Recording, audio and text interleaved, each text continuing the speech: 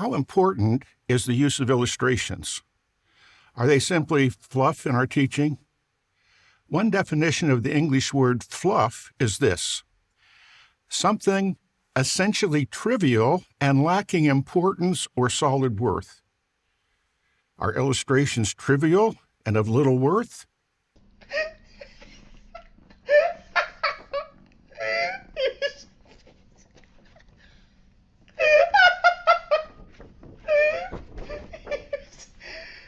I'm sure you can immediately tell who this is.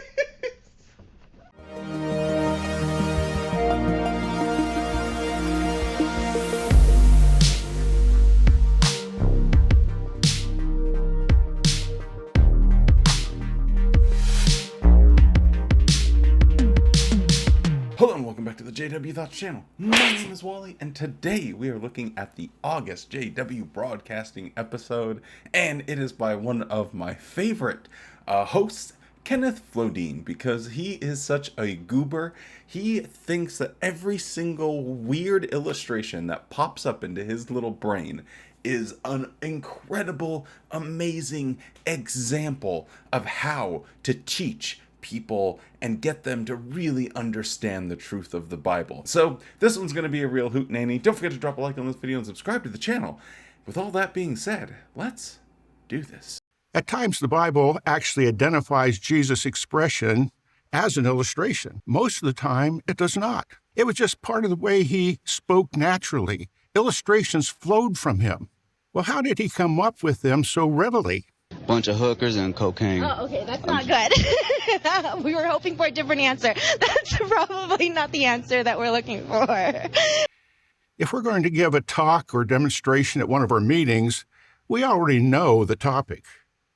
So we have the luxury of thinking of an illustration in advance. This man is more insightful than an NPC in GTA 5.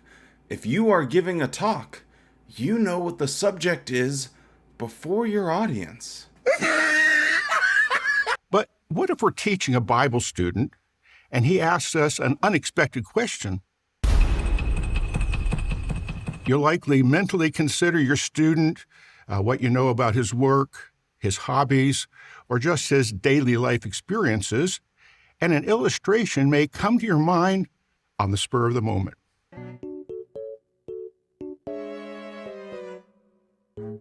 If you had any questions about anything we discussed today.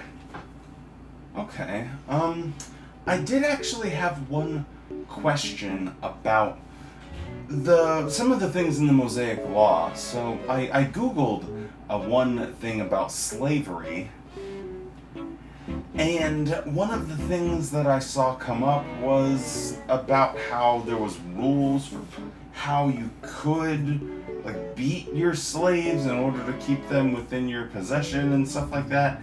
And I just wondered how you guys deal with the obvious moral issues surrounding that. Well, I think you really need to think about it like this. You repair cars for a living, right? Yeah. So, in your job, you're familiar with things breaking down? Yeah, of course. And because of that, they need to be repaired. So, well, like you said, when there's a problem, we fix it. But what does this have to do with slavery and the Bible? Well, the Bible's basically the same.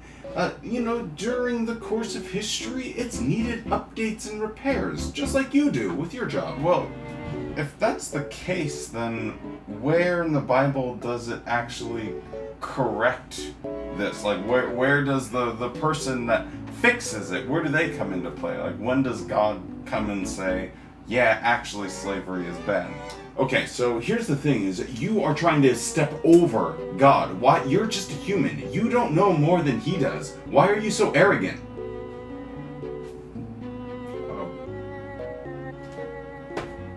Okay, yeah, exactly. So let's just get back to the material and then we'll focus on that. My bad. Sorry I asked. Yeah, so let's just move on. Okay, exactly. And remember, you need to be humble.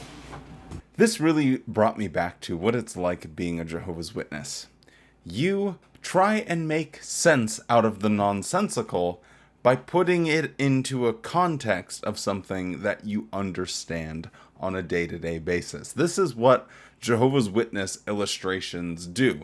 They don't highlight a logical fallacy. They don't say, okay, well, you're thinking about this thing like that, but if you put that exact same reasoning into a different context, you wouldn't agree, like a lot of illustrations are meant to do. But what Watchtower does is they say, hey, let's try and take the familiar and use that as a way to implant these goofy ideas into your brain and get you to stop asking legitimate questions. Anytime you have a legitimate question or an objection, why try and bring it to something that is familiar? Answer the question, and if you can answer it and give an illustration that highlights the fallacy of the question, that is useful. If you're doing it as a way of distracting from what's actually going on, then that is a completely different situation altogether. So I just find it hilarious that the master of illustrations over here is hitting us with some real bangers in order to highlight how Jehovah's Witnesses don't know how to use logic and instead just use a good old illustration, because that'll get the job done. Well, let's see how that latter process, an unexpected situation, was faced by Jesus. Nope. Honestly, there's only so many things that can really be said about this silly little talk. Him talking about illustrations is really funny to me. But just to wrap it up and spank it on the bottom, let's have a little montage of some of William Malafant's best moments giving these illustrations that are going to impart the wisdom of God into his audience, because boy howdy are they hilarious. One father told me that even when his children were not with him, he would look at creation and come up with a line of reasoning that might be helpful in the future. And he gave an example. He observed two kittens playing together. He reasoned, do those kittens look happy? Yes. If Jehovah knows what it takes to make two kittens happy, do you think he knows what it would take to make you happy? Well, obviously, a child would agree. This represents poison. And we have a trash can. Tainted our pure relationship with Jehovah. The garlic powder represents inherited sin and imperfection that was passed on to all humans. Poison on the bread. It totally saturates the bread. This bread is ruined. When Jehovah determines that someone has sinned against the Spirit, there's no forgiveness possible. That one's relationship with Jehovah has been forever ruined. Jehovah discards the person like a piece of garbage. Well, what evil air is blown down the hollow tube, the hollow blowpipe into the liquid glass? By twirling it, he gathers a blob of molten glass.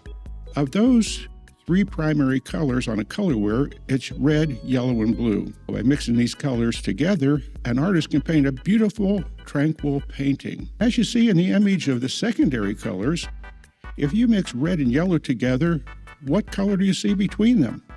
It's orange. If you mix yellow and blue together, what color do you see then? You see green. What you just said is one of the most insanely idiotic things I have ever heard. At no point in your rambling, incoherent response were you even close to anything that could be considered a rational thought. Everyone in this room is now dumber for having listened to it. I award you no points, and may God have mercy on your soul. Okay, a simple wrong would have done just fine, but... Jesus was able to reach hearts, not only by means of his teaching skills, but also because of his outstanding qualities. Think of his empathy. His compassion and fellow feeling just drew people to him like a magnet. What role can our empathy and fellow feeling play as we preach to others in this loveless world? Take a look at the following dramatization.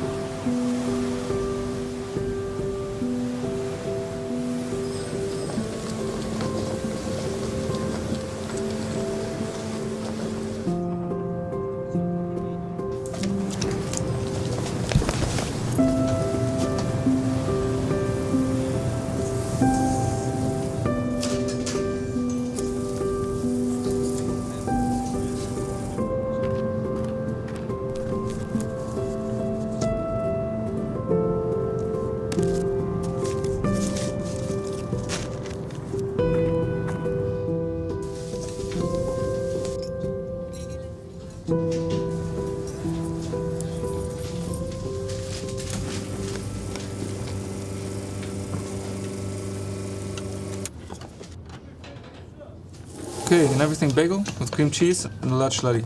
$8.50. Oh, I think I forgot my purse. Not my problem. Come on, I'm here all the time. I've been waiting forever. And yet, still not my problem. Are you serious? I can bring you the money after work. Next customer. Sorry, how much was her order? $8.50. Oh, I've got it. And could you add a regular coffee with cream? Fine. 12 even. All right, let's break this down a little bit, because the Jehovah's Witnesses like to portray the world one way, but it's not that accurate as far as my personal experience goes. So I've been on both ends of this situation, where I have forgotten my wallet, I didn't have any money, and I had ordered something, and I would say at least 4 times that I can like distinctly remember, the person that was working there just was like, don't worry about it, it's fine. And I was like, really, are you sure? And they're like, yeah, absolutely. And if I remembered or had the opportunity to go back and, pay them anyway, just be for honor's sake. And then I've also had situations where I forgot my wallet, something happened, and I've never had my wallet stolen like that because, well, keep it in your front pocket, people. Come on, you're in a city. Anyway, where someone has come through, like this person, and has said, oh, don't worry about it, I got you. And I've also been the person on the other side of that, someone forgot their wallet or something, and it's like, you know what, I got you.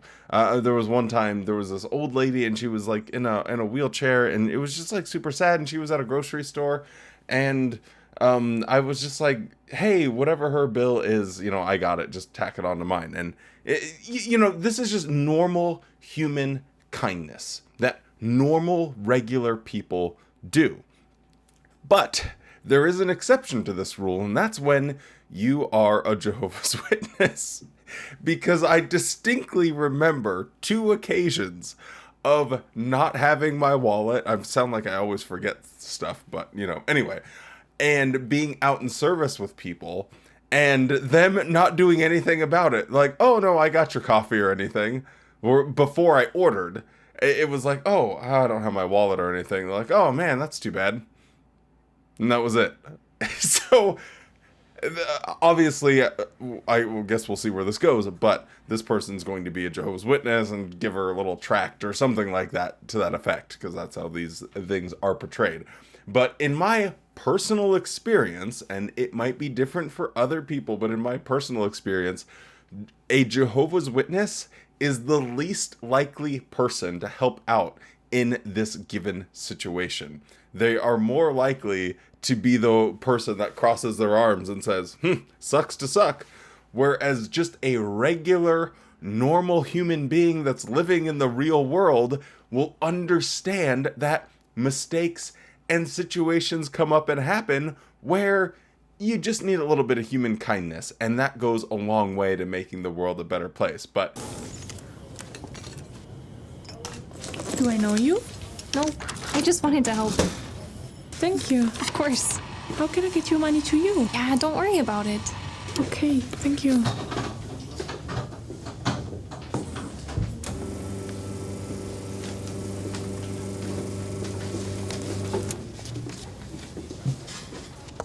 Thanks. But if you'd like a little something encouraging to read on your way to work, you might enjoy this.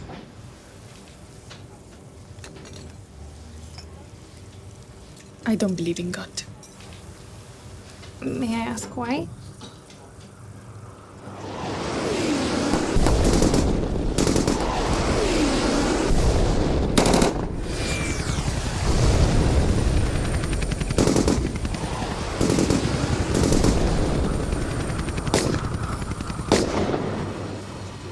I just don't. Thanks again. You're very sweet.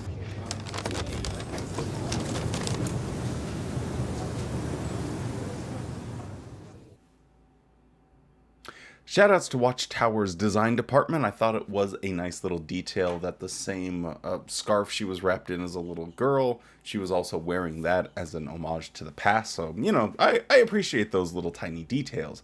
But I have to call foul on one thing here, because as someone that has spent a lot of time door knocking and doomsdaying, I have to say that this is not something that's realistic, because anytime someone says, well, I don't believe in God, and I use the old reasoning book suggestions, well, you know, why is that the case, da da da da da, I never once had someone say, oh, it's because of the tragedy and bad things I've seen in the world. Whenever I asked that, they would ask me for proof. They would say, well, it's because there's no evidence for God. And then I would offer something, and then they would debunk that, and then I would leave and try and shut that out of my mind immediately, because it's a dangerous thing to think about as a Jehovah's Witness. So I think this is super unrealistic. Not that that is surprising. It would be surprising for them to do something realistic, but I did want to highlight that in my personal experience of preaching and people bringing up, oh, well, I'm an atheist, that asking them why is actually a bad thing for Jehovah's Witnesses to do. If you want to maintain your faith, you shouldn't be trying to engage with atheists, because most of the time they have a logical reason why. It's not because, well, something bad happened and now I don't believe in God. So anyway, that's my 2 cents.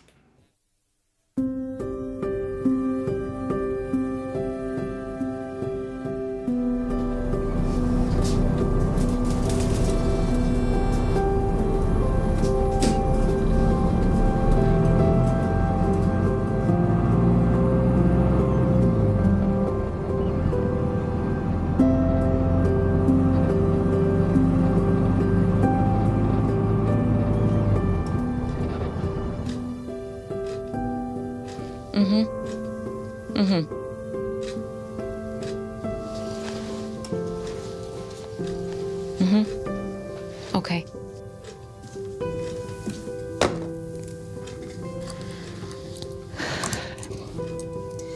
How many years in the camp? 11. Will anyone else in your family be requesting resettlement? No. Why? They are all dead.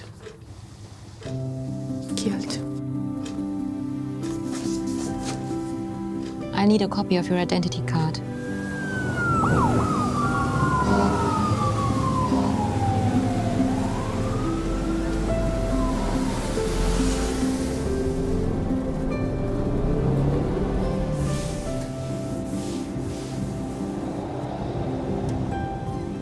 Hey, I saw you. No! We don't hire foreigners! You ruined your country! Don't come here and ruin ours! Get out!